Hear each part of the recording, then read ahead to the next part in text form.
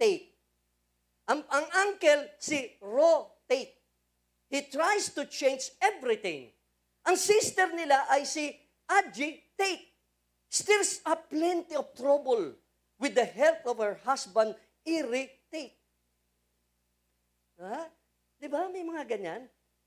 Wag mo na tignan yung katabi mo. Basta, parang ganyan. May mga tao sa iglesia, mahilig gumawa ng gulo. Di ba? May maraming marites. Marami mga chismosa, di ba? Mga nag-i-irritate, naggagawa ng kaguluhan sa church. Kaya kahit wala si Tate ang apelido dito, meron yan. Hindi ko na sasabihin kung sino dahil, hindi, baka, ako kaya yun. Para bang, kung kunwari katabi mo ko, is it I? parang si John.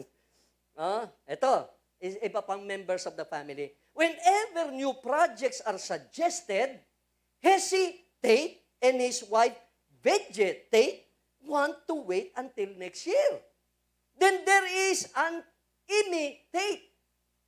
Hindi Emmy. Imi Tate, who wants our church to be like all the others.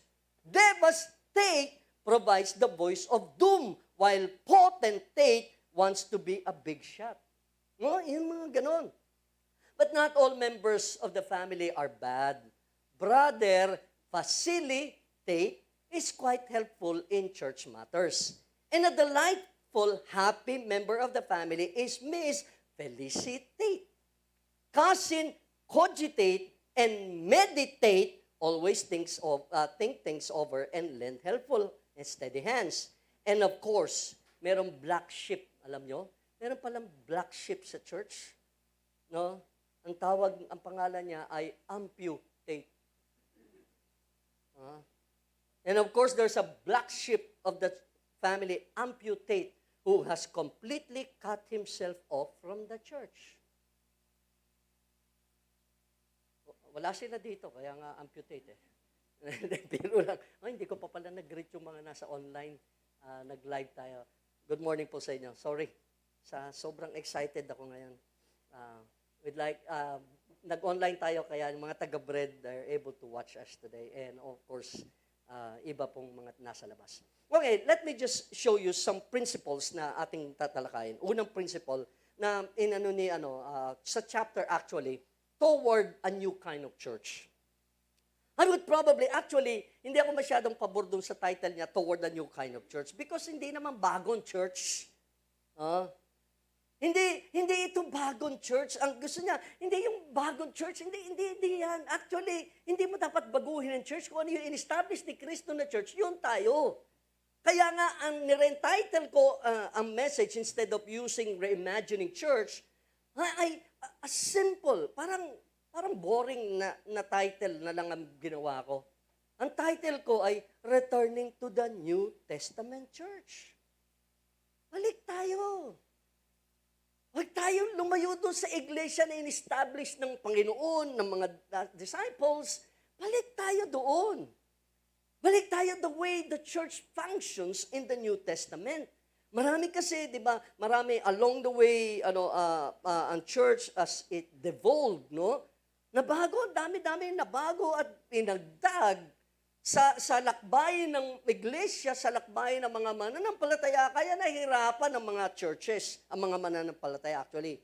The New Testament concept of the Church of Jesus Christ is a spiritual organism, not an institutional organization. Let me read. When I use the term institutional church, I am not speaking about God's people. I'm speaking about a system. The institutional church is a system, a way of doing church.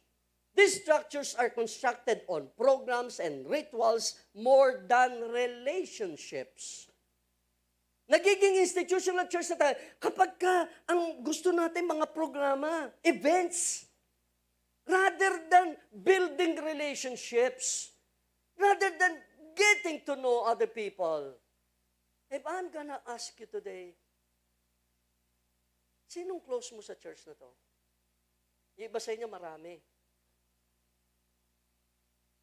How about, may magsasabi sa'yo, may kausap ka, nung kausap mo siya, inaano mo siya,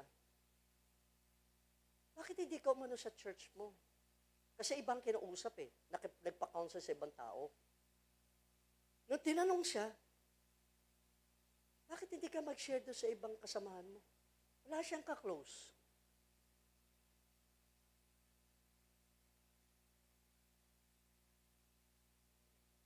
Okay ba yon?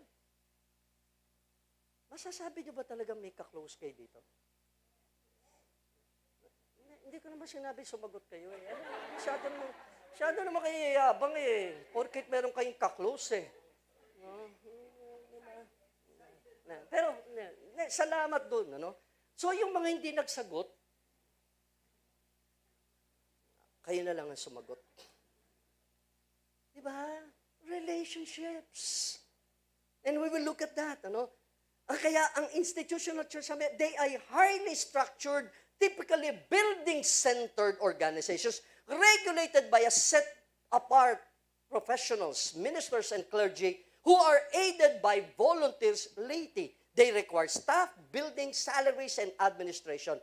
In the institutional church, congregants watch a religious performance once or twice a week, led principally by one person, the pastor or minister, and then retreat home to live their individual Christian lives.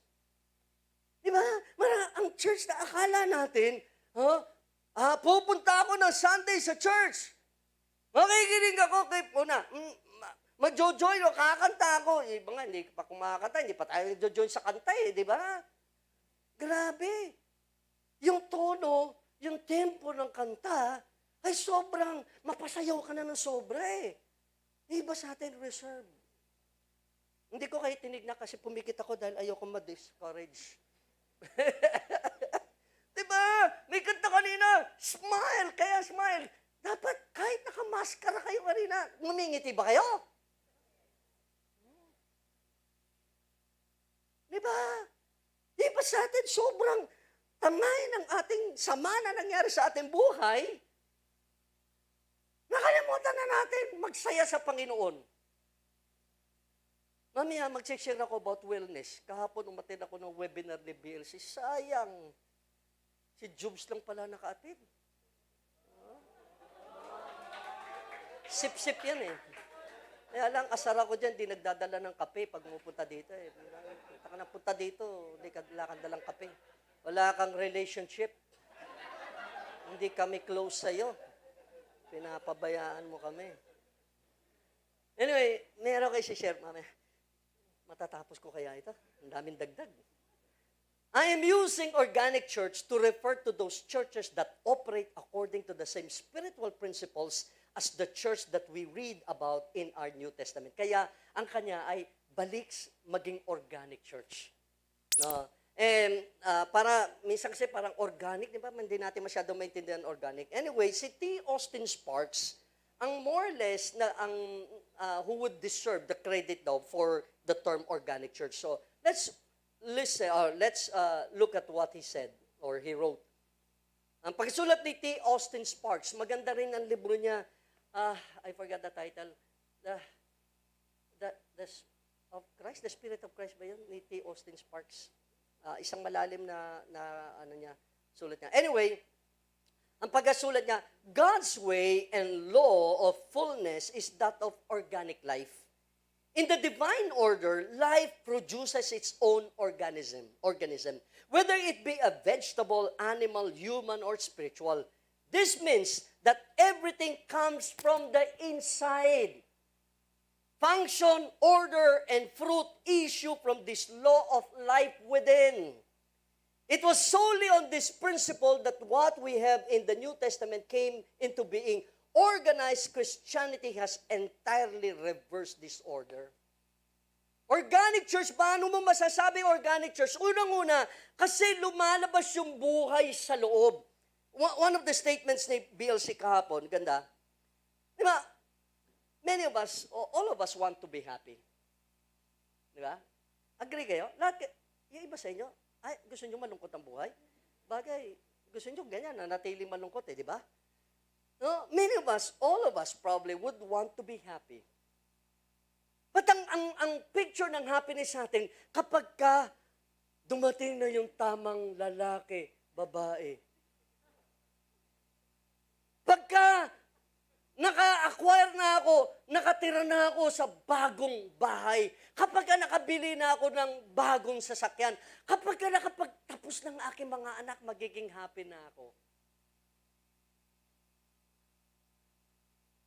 Kaso natapos sila, sa'yo pa rin nakatira eh. Diba? Sa'yo pa rin umaasa. PLDT, no? O GSIS, galing sa inang sweldo. Diba? Kala mo, maging masaya ka na. Oh, diba? Kapag wala na sila, lukot ka pa rin na wala na silang lahat. Kaya maganda maraming anak. Yes, diba? Matagal-tagal pa mawala. Diba? Hindi yan. Happiness is inside. Kung hindi ka happy inside, hindi ka magiging happy outside. Yun yung organic life. Kung wala yung buhay ni Kristo dito sa loob mo, hindi ka church. As simple as that. Hal Miller, a pastor, hinambing niya, gumawa siya ng metaphor. Let me read. Institutional churches are a lot like trains. Mga train, They are going in a certain direction and they will continue in that direction for a good long time even if all hands try to make them stop. 'Di ba? Pagka except siyempre hindi naman complete na maayos ang metaphor. But anyway, ang mga biyahe daw ang trend. As with trains, the options for turning the direction of institutional churches are limited at best.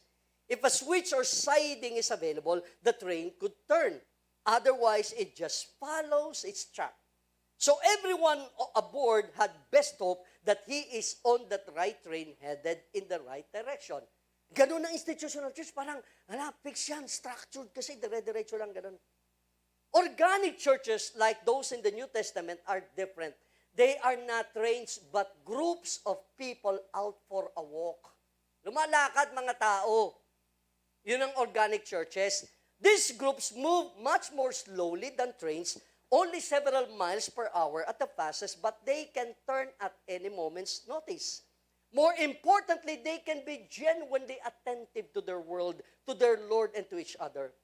Like trains, institutional churches are easy to find. They smoke and noise are unmistakable. Organic churches are a bit more subtle because they do not announce their presence with flashing light at every intersection. Some believe that churches like those in the New Testament died out long ago. But nothing could be farther from the truth. Organic churches are everywhere. Sabi niya, I personally have been part of one or more than 20 years. Still, groups like ours are quietly walking together, not bothering to call undue attention to ourselves. We are simply pilgrims together, sojourners. Ang organic church, ang mga taong kasama dito sa organic, lumalakbay lang tayo. Dahan-dahan maaring lakbay natin, pero lumalakbay, may lakbayin tayo. Once you learn how to spot an organic church, you will soon discover groups of people everywhere meeting just like the New Testament church as bodies, families, brides, rather than institutions. Organic churches are groups of people walking with God. The train passed them by all the time. Sometimes the people on board wave.